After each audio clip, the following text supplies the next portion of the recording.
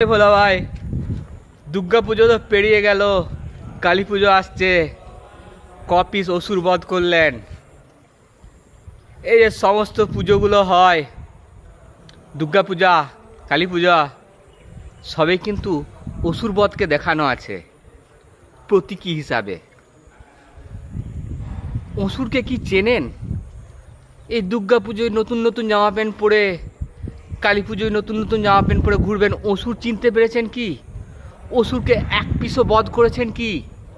যদি না করে থাকেন, তাহলে দুর্গা পুজোয় যদি প্যান্ডেলে প্যান্ডেলে নতুন জামা প্যান্ট পরে ছেলেরা মেয়ে দেখেছেন, আর মেয়েরা সুন্দর সুন্দর ছেলে দেখেছেন, তাহলে নিজের অজান্তে দুর্গা পুজোয় অসুর বধ না করে নিজের মধ্যে ওই যে আসক্তির বড় অসুরটা ছিল বাড়িয়ে ফেলেছেন। আর যারা মদ্যপান করে কালী পুজোয় গাঁজা টেনে প্রবল উদ্যমে মেতে উঠেছেন, তারাও জেনে নেবেন আপনিও কিন্তু সেই মদের আসক্তির যে অসুর নিজের অজান্তে বাড়িয়ে ফেলেছেন। জাস্ট কামনা বাসনা, একদিকে ছেলেরা মেয়ে দেখে আর মেয়েরা ছেলে দেখে বাড়িয়ে তুলেছে, আর মদ খেয়ে আসক্তির অসুর বাড়িয়ে তুলেছে। আবার কেউ কেউ তো মদ খেয়ে ঝামেলা করে দেশের অসুর, হিংসার অসুর এর সঙ্গে তার বাড়িয়েই গেছেন। অসুর কিন্তু চিনতেই পারেননি। অসুর বদ্ধ দূরেই থাক, অসুর নিজের অজান্তে বেড়েই গেছে।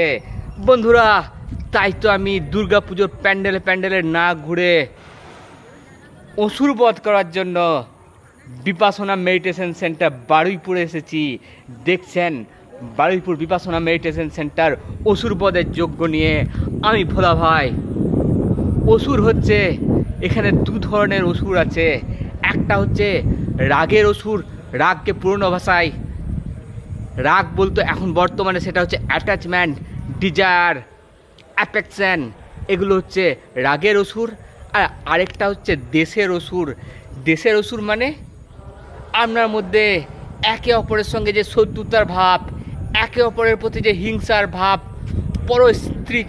পরস্ত্রী কাতরতার ভাব, কারোর পরের ধন বৃদ্ধি হয়েছে তার প্রতি একটা ঈর্ষাপরায়ণ ভাব, আপনার লোভ জেগেছে, আপনার মধ্যে অসুর জেগেছে, এগুলো হচ্ছে দেশের অসুর। আর মোহ হচ্ছে মহিষাসুর। তিনটে অসুর। এই রাগ মানে আসক্তি, আর আরেকটা হচ্ছে দেশ, আর একটা হচ্ছে মোহ। এই তিন অসুরে আপনি দুর্গা পুজো পেরিয়ে কালী পুজোতে পা দিতে চলেছেন। একটা অসুর এখন কিন্তু মেরে ফেলেছেন কি? মারতেই পারেন। নিজেকে নিজে দেখে নিন একবার, অসুর কি সত্যি বধ হয়েছে? এই তিনটে অসুর বধ করার জন্য আমরা এসেছিলাম নবরাত্রি পালন করতে। 9 দিনের বিপাশনা মেডিটেশন। এই মোবাইল থেকে যে আসক্তি, সেই মোবাইল এখানে এসে প্রথমেই জমা দিতে হয়। একটা অ্যাটাচমেন্টের অসুর সঙ্গে সঙ্গে আপনার জীবন থেকে চলে যাবে। 2 নম্বর, একে অপরের কথা বলা, যে আনন্দ করা পুজোর সময়, যে আসক্তির অসুর, কথা বলার আসক্তি আপনার বন্ধ হয়ে যাবে। এখানে আসলে 9 দিন আপনাকে কোনো কথা বলতে পারবেন না, নোবেল সাইলেন্স অবজার্ভ করতে হবে। আর 9 দিন আপনাকে যে হাতে অসুর বধ করার জন্য যে দুটো ওয়েপেন দেওয়া হবে, একটা হচ্ছে আনাপানাসতি মেডিটেশন, সেটা হচ্ছে 3.5 দিন আপনার মনকে একাগ্র করার জন্য, কনসেন্ট্রেটেড করার জন্য আনাপানা মেডিটেশন দেওয়া হয়। 1 নাম্বার টুলস মানে 1 নাম্বার ওয়েপেন আনাপানাসতি মেডিটেশন। আপনাকে রোজ করতে হবে 10 ঘন্টা করে, 4:30 থেকে 9টা পর্যন্ত। শুধু আপনার শ্বাসকে অবজার্ভ করতে হবে। শ্বাস ঢুকছে, শ্বাস বেরোচ্ছে, শ্বাস ঢুকছে, শ্বাস বেরোচ্ছে। আপনি নিচ্ছেন না, কিন্তু জাস্ট অবজার্ভ করতে করতে, শ্বাস দেখতে দেখতে আপনি কনসেন্ট্রেটেড, সমাধি আপনার বেড়ে যাবে। মানে আপনি একাগ্র চিত্তে। এইবার আপনি অসুরকে চিনে ফেলুন। আপনার শরীরের মধ্যে এই যে রাগ এবং এই যে দেশগুলো হয়, এই যে আসক্তিগুলো হয়, এই যে ক্রোধ, এই যে ভয়, এইগুলো হয়, এইগুলো যখনই হয় আপনার কোথাও যায় না, আপনার শরীরের মধ্যে একটা সেন্সেশন হিসাবে বায়োকেমিক্যাল রিয়াকশনের মাধ্যমে স্টোর হয়ে থাকে, যেগুলো আমরা কোনো দিনই চিনতেই পারি না। আর তার জন্যই তো আরেকটা ওয়েপন ঠিক 3.5 দিনের মাথায় আপনার হাতে তুলে দেবে বিপাশনা মেডিটেশন। এই বিপাশনা মেডিটেশন এইখানে আপনাকে আপনার মন একাগ্রচিত্ত হয়ে গেছে, এবার পা থেকে মাথা পর্যন্ত আপনি আপনার মনের মধ্যে কোথায় অসুর আছে আপনি নিচে দেখুন। আপনি সার্জিক্যাল অপারেশনে নেমে পড়ুন, আপনি সার্জিক্যাল স্ট্রাইকে আপনি এবার নেমে পড়ুন। জাস্ট পা থেকে মাথা পর্যন্ত সাক্ষী হয়ে যান, সাক্ষী মনোভাব নিয়ে আপনি নিজেকে অবজার্ভ করতে থাকুন কোথায় কোন ধরনের সেন্সেশন আসছে।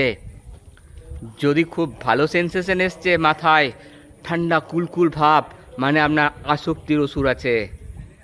আর যদি খুব ডিপ গভীর দুঃখের সেন্সেশন, মানে পিঞ্জিং ব্যথা অনুভব করছেন, হাঁটুতে ব্যথা, কোমরে ব্যথা, মানে আপনার ওখানে দেশের ওষুধ সঞ্চয় হয়ে আছে। ওখান থেকে আপনার দেশের সংবেদনা, মানে আপনার কষ্টকর সংবেদনা অসুর আকারে দিয়ে আছে।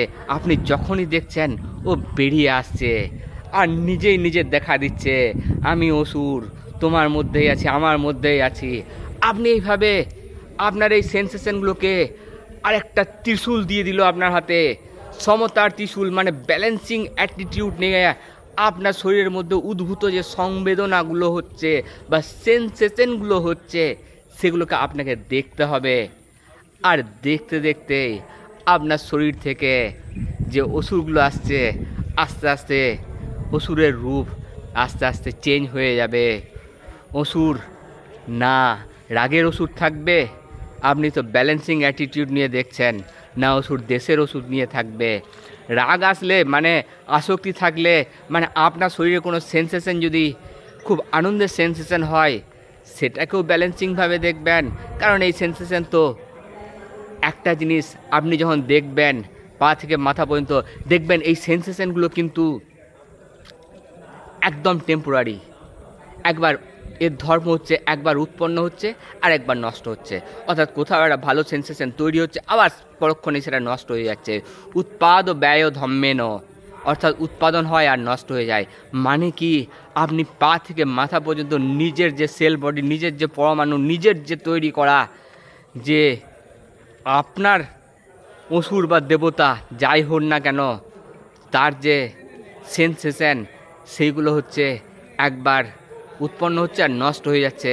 মানে কি, এভরিথিং ইজ চেঞ্জিং, মানে আপনিও সবসময় চেঞ্জ হচ্ছেন, মানে আপনার সেল চেঞ্জ হচ্ছে সবসময়, আপনি চেঞ্জ হচ্ছেন।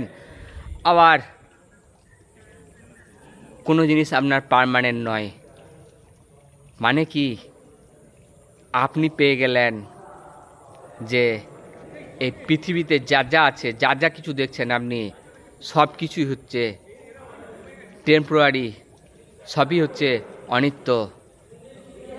আর সেই কারণেই যে জিনিস টেম্পোরারি তার প্রতি রাগ বা অ্যাটাচমেন্ট কেন থাকবে, আর যে জিনিস টেম্পোরারি তার প্রতি দেশ বা ঘৃণা কেন থাকবে।